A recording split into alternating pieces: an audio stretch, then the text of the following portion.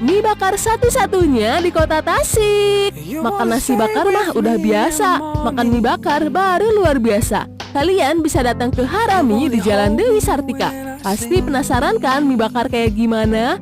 Yang pada kepo sama rasanya, cus langsung gaskin ke sini. Rekomen deh, bisa banget ajak bestimu buat bareng-bareng Mama Emi di sini.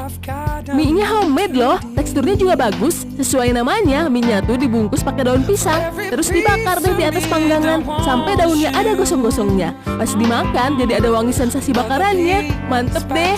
Ada 3 varian topping yang enak, ada ayam jamur, rica, dan char siu. Selain mie bakar, banyak menu masakan lainnya yang bisa dipesan. Di sini menu mie-miannya banyak loh. Cobain nih mie rica dan mie ayam char siu. Dijamin halal ya. Ayam char siunya endul, bumbu manisnya berasa. Terus bumbu ricanya tuh dapet deh pedes-pedesnya. Bikin lagi.